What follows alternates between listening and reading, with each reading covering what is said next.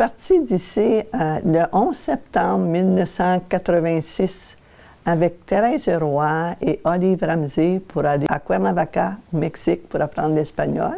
Et le 17 janvier, nous en allions au Honduras, sœur Thérèse Roy et moi. Nous avons demeuré comme 15 jours au Honduras, au Manchen, où étaient nos sœurs. Et sœur Denise Dubois, qui était notre régionale, nous a donné une formation sur ce qui se vivait dans les pays d'Amérique centrale. Sœur Francine Fournier nous a parlé aussi de son vécu là-bas, qu'est-ce qu'elle faisait, de la situation géographique. Et aussi, les autres compagnes, comme Louise La Tendresse, Amabilis Deveau, nous parlaient, elles, de leur vécu avec les gens du Manchen. Nous avons eu le pèlerinage à Suyapa, la patronne du Honduras. C'était tellement beau de voir ça. Des gens qui venaient en la grande filée de personnes qui marchaient, qui chantaient et priaient, puis nous en allions au sanctuaire de Suyapa. J'ai vécu ça, pour moi c'était extraordinaire de vivre ça, puis de voir la foi des gens. Je suis partie avec sœur Monique Giroux, qui était responsable à l'Institut familial de Sainte-Barbara. Quand je suis arrivée, il y avait Denise Marie Bergeron, il y avait Yolani Sagastoumé, une Hondurienne, qui venait de faire profession. Il y avait mademoiselle Gissi Zaminer, une infirmière autrichienne qui venait comme missionnaire laïque. Quand Monique Giroux donnait des cours de cuisine aux femmes, parce que nous avions des femmes qui venaient suivre des cours pendant une semaine à l'Institut, Monique donnait toute la théorie. Moi, j'assistais aux cours. Après, le groupe était divisé en deux. Elle s'occupait de prendre des femmes. Elle avait formé des équipes pour préparer les légumes et la viande. Puis moi, j'avais la responsabilité des desserts. Les femmes qui venaient, celles qui allaitaient leur bébé, venaient avec. Oh, ça, c'était un cadeau. Quand les enfants, quand la femme assistait aux cours, moi, je pouvais garder les enfants pendant une période, là. Puis quand je pouvais les endormir, puis là, c'était tranquille. Mais quand elles pleuraient, ça voulait dire « j'ai soif ». Là, j'allais leur porter, elles les allaitaient, puis elles les ramenaient. Ensuite, ça durait du matin au soir. Mais chaque matin, c'était Monique ou moi qui préparions le déjeuner pour les femmes. Et vers 7 heures, c'était le déjeuner. À 8 heures, la cloche sonnait, c'était la rencontre. Puis pour la rencontre, ça commençait toujours par un partage d'Évangile. Les femmes se réunissaient le soir, elles choisissaient un texte d'Évangile, puis le lendemain matin, c'était le partage. C'est incroyable comme elles ont de la simplicité, de la facilité pour saisir la parole de Dieu. Et quand il y avait des groupes qui venaient à l'Institut, il y avait toujours le marché à faire au village pour la nourriture. Qu'est-ce que Monique a fait préparer? Le programme de ce qu'elle allait faire, puis qu'est-ce que nous avions besoin. Nous partions ensemble pour acheter la nourriture, et là, après, nous revenions à la maison. Puis c'était d'organiser le grand dortoir pour les femmes, les lits à faire, tout ça. En 88, là, j'ai commencé à donner des cours de couture. Là, j'ai appris mes expressions en espagnol. J'ai fait mes échantillons. J'ai accueilli un groupe d'une dizaine de femmes. Je leur montrais les échantillons, comment coudre à la main. Il y avait des machines à coudre, mais jamais je leur ai montré à coudre avec la machine parce que je me disais, jamais elles vont en avoir dans leur maison. Je leur ai montré comment faire une petite blouse, tailler le patron, faire des petits shorts pour les enfants. Et un autre groupe, elle avait fait un tablier. Puis je trouvais ça tellement beau de les voir agir, puis je me disais,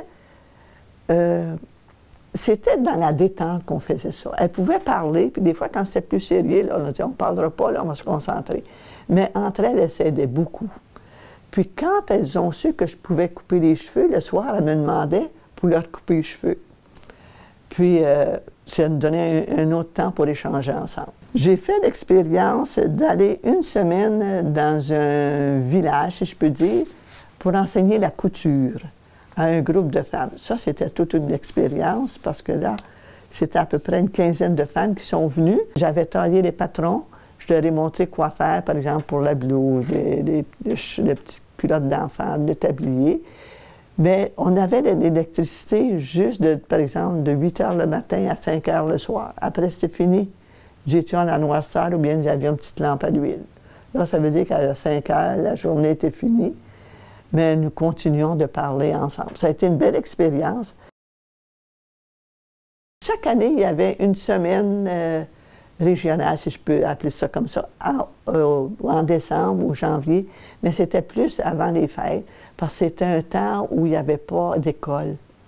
Fait que les sœurs pouvaient venir du Guatemala, du Salvador et du Honduras. Et là, Denise Dubois avait organisé avec son équipe régionale le contenu de la semaine. Des fois, c'était quel projet il y avait pour la région, comment les maisons fonctionnaient. Des fois, on a eu une récollection. Il y avait une dame psychologue qui était venue passer quelques jours avec nous autres, une autre année, pour nous apprendre certaines choses, comment fonctionner ensemble, tout ça. Ça a été très enrichissant. Et au cours de cette semaine-là, il y avait toujours une soirée récréative d'organiser. Les sœurs, c'est incroyable, je me disais, quelle imagination elles ont pour se détendre et mettre de la beauté. Et j'ai assisté au Honduras à la profession de nos sœurs, les novices, comment c'était organisé, la rencontre avec les parents, la fête après la profession. J'ai assisté au mariage de la sœur de ma compagne, Yolani Sagastume. Oh, c'était beau, ça nous faisait connaître la culture du pays. J'ai assisté pendant la Semaine sainte au Honduras. Nous demeurions plus à la campagne, nous autres. Il y avait comment les gens organisaient et vivaient la Semaine sainte. Beaucoup de processions. Il y avait beaucoup, comment je pourrais dire ça? Comme des grands brancards, il y avait des statues habillées. Puis, par exemple, pour les jours saints, tous les hommes qui pouvaient porter ces brancards-là avec des grosses statues, tout habillés, tout ça. Hein. Puis à l'église, comment ça se déroulait, et nous allions à la messe à la paroisse le dimanche, combien de personnes venaient. C'était l'endroit où le dimanche à la messe, il y avait des baptêmes. Vous pouvez avoir 10 à 15 bébés qui étaient baptisés. C'était beau de voir ça. Puis les gens, comment ils se réconciliaient, pouvaient participer aux fêtes. Les gens sont très religieux là-bas et croyants. Des fois, l'Assemblée régionale avait lieu au Honduras, dans la capitale, où nous allions chez les sœurs du Saint-Rosaire de Rimouski qui avaient des maisons. Une autre année, ça se faisait au Guatemala, chez les Jésuites. On revenait au Honduras une autre année près des missions étrangères. Ça, c'était des temps forts dans l'année où les sœurs pouvaient se rencontrer. Et moi, c'est là que j'ai appris à découvrir les sœurs dans leur travail, puis à voir l'engagement des Honduriennes. Puis quand je voyais les femmes au travail, je me disais, d'abord, la mission des sœurs, c'était toujours la promotion de la femme à l'Institut, redonner à la femme sa vraie valeur. Et ce que j'ai retenu de mon vécu en mission, malgré la pauvreté d'un endroit, il y a toujours des grandes richesses dans le cœur des personnes. Ça a été la foi, la simplicité, l'accueil, le dévouement et le désir d'apprendre pour vaincre les misères.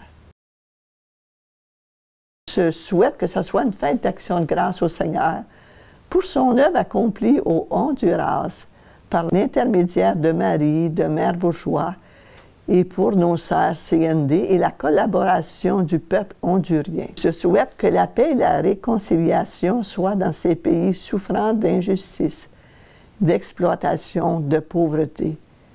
Que les œuvres, l'engagement des personnes, leur foi et le reste soient pour elles signe d'un peuple vivant et luttant contre les injustices. Que nos sœurs d'Amérique centrale, malgré leurs souffrances, gardent toujours dans leur cœur la fierté de ce qu'elles sont, parce qu'elles ont beaucoup à nous apprendre. Je termine en disant que nous faisons toute partie du même petit jardin de Mère Bourgeois dans l'Église. Puis je souhaite à chacune d'être heureuse. Puis, pour ces années vécues là-bas, il y a eu de la joie, il y a eu de la souffrance, mais c'est partout. Je trouve que ça m'a ouverte à d'autres choses, à voir qu'est-ce que nos personnes vivent en adaptation dans un pays et ce que les gens vivent. C'est beau voir les films, les montages, mais vivre la réalité des gens, c'est tout autre chose.